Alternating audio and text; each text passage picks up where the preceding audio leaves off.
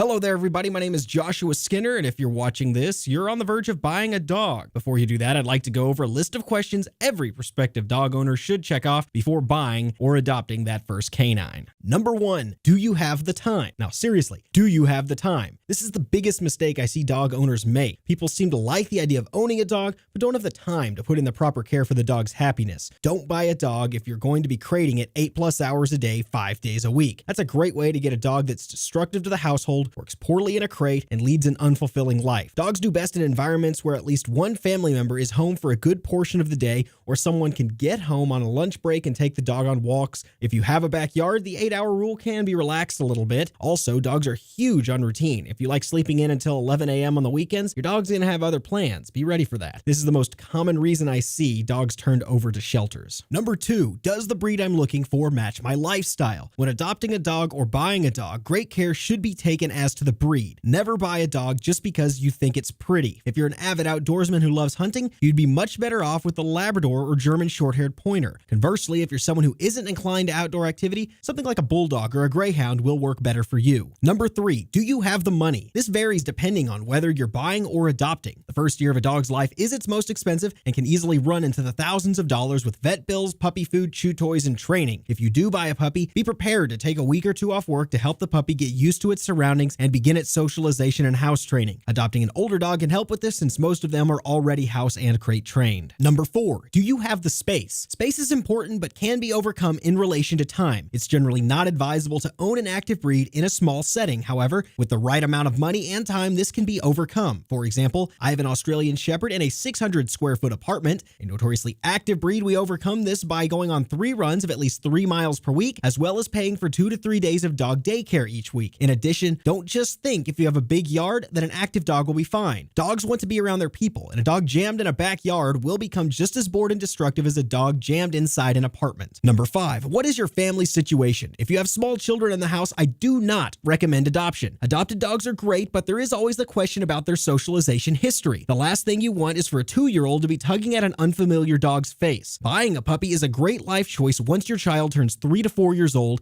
and studies have shown households with dogs get sick less and lead happier lives. Also, if you go into the dog buying process looking for a dog that doesn't shed, you don't really want a dog. This is just a start, but if nothing else, I hope this helps in your dog owning decision-making paradigm.